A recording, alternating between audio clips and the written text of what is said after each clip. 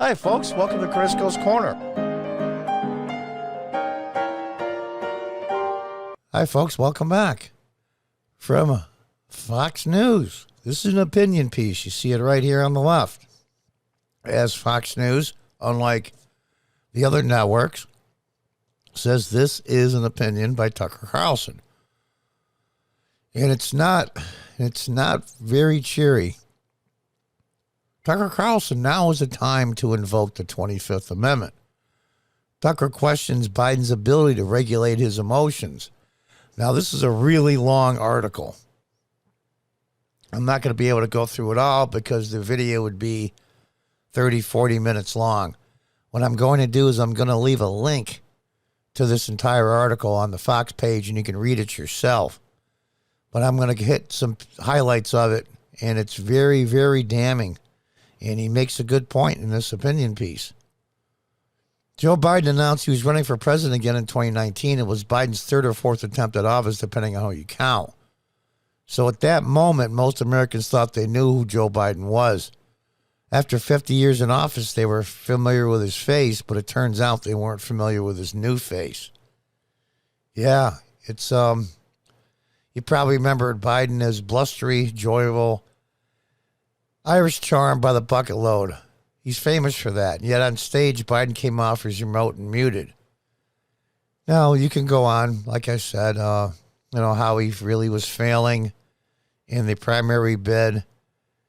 But the things that I want to talk about most, what's currently going on now. Here's some of the things he said, yelling at a reporter. Focus on this man, Trump, and what he's doing that no president ever done. No president. President Biden chastising reporter. No, I haven't taken the test. It's come with a cognitive test for his mental ability.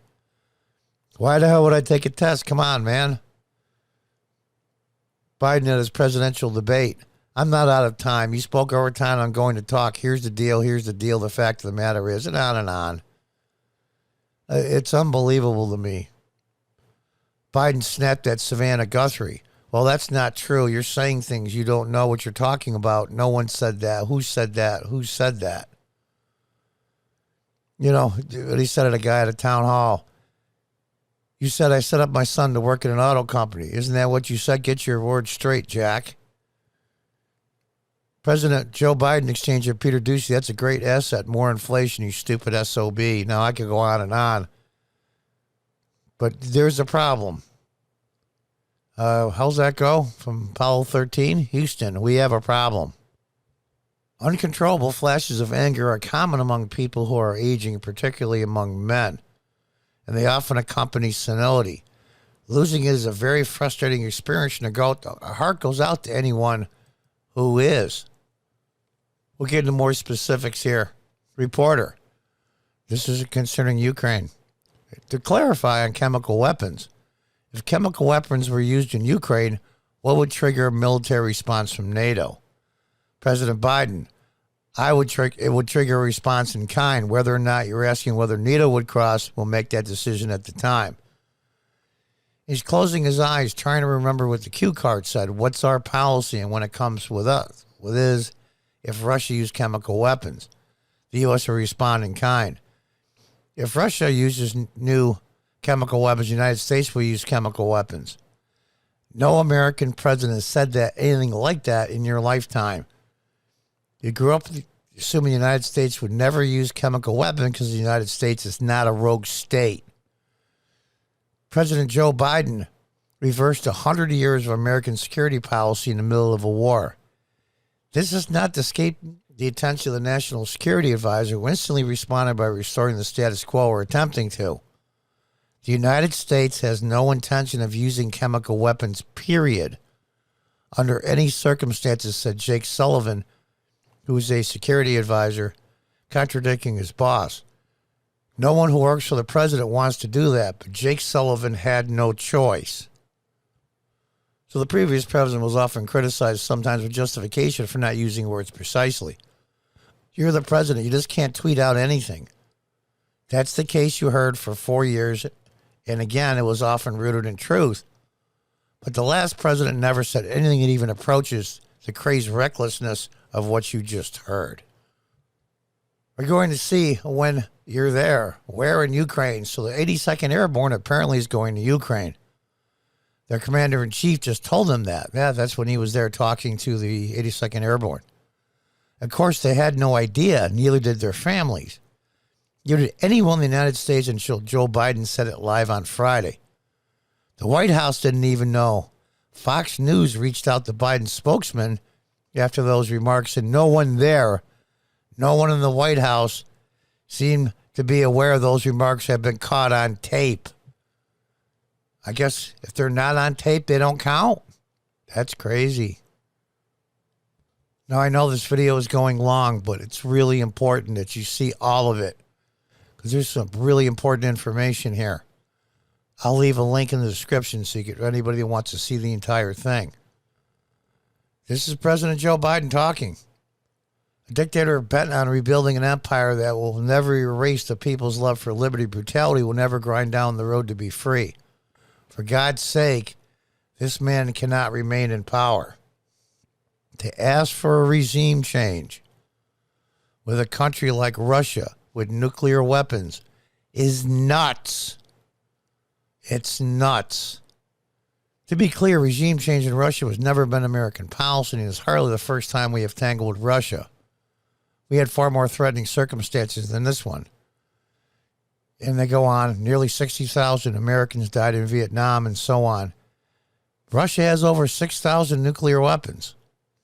It's, you know, Saddam's weapon stockpiles, all the conventional oil by the hands of the militia used to kill Americans. So Russia has a large and recidivist population of Islamic extremists. Do you think it's possible that with no one running the country, because of course we have chosen no successor to Putin? It's crazy.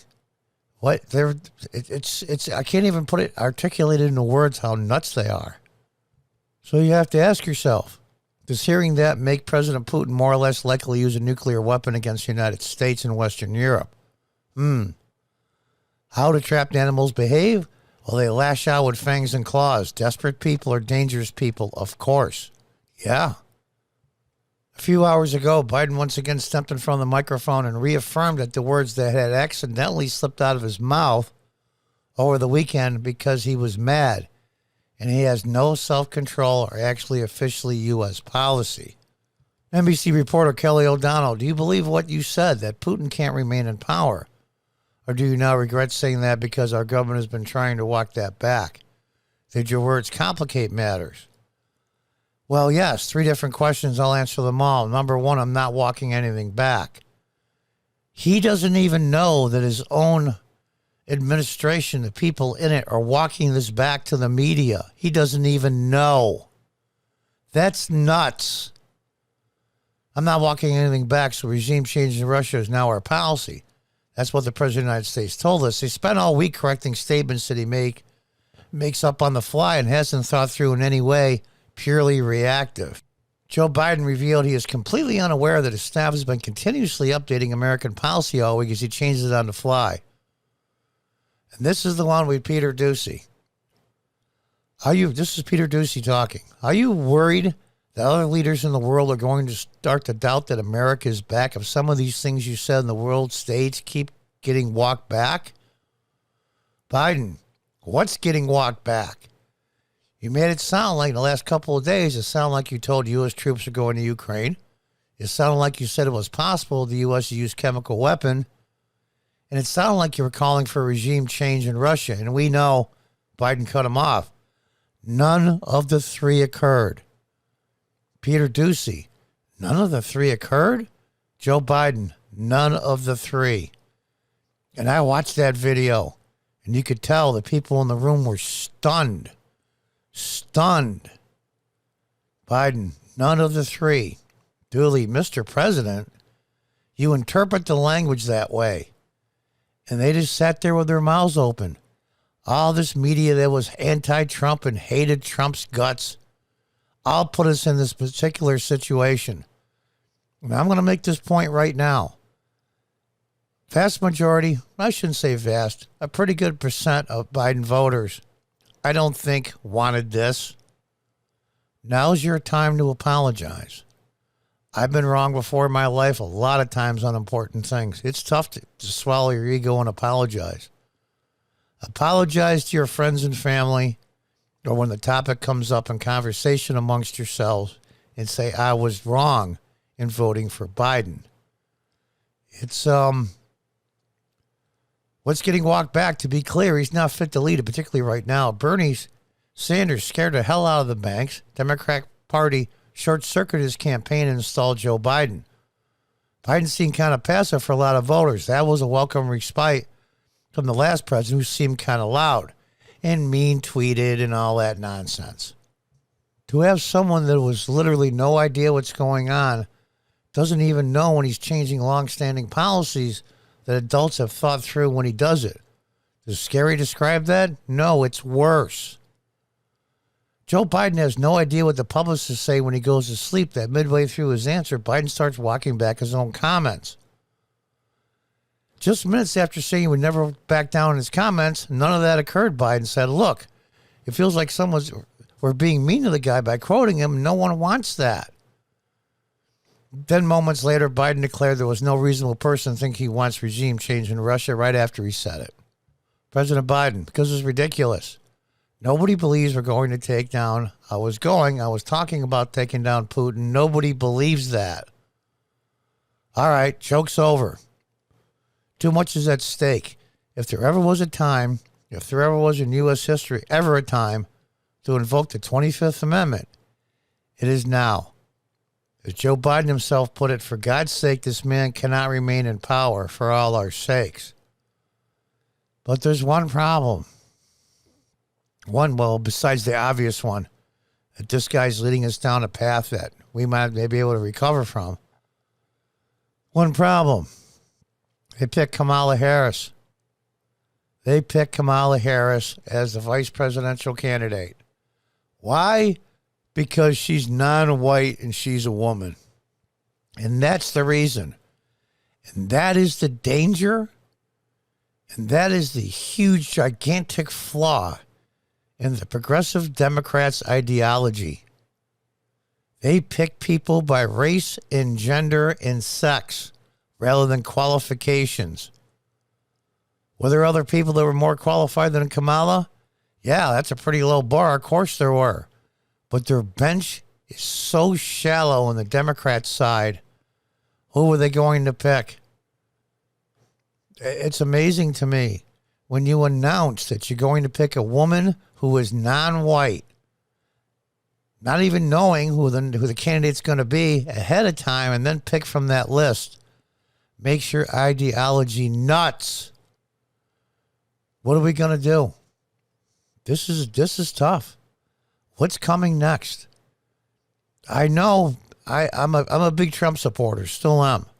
And I'm telling you, people, you have to take your emotions out of this. Between the gas prices and the economy and war, I would bet my life that if Donald Trump was still president, the Ukraine war would not be going on. Anybody with two brain cells touching that's honest would come to that conclusion. Granted, it's a guess, but it's like saying the sun's going to come up tomorrow. That's a guess too. But we're going to end up with Kamala Harris. And then they're going to have to pick a VP after she's sworn in as president. That's going to be fun. And until then, Nancy Pelosi will be second in line to the presidency if something happens to Kamala Harris. Folks, I'm going to put this plain and simple. We're in deep shit. Deep, deep, deep shit. You've been in worse spots, but not in my lifetime. So all you Biden voters out there, I'm not going to chastise you too much, especially the reasonable Democrats, the little bit that's still left. At least if you don't want to apologize publicly, look in the mirror tomorrow morning as you're brushing your teeth and say, you know what, I was wrong.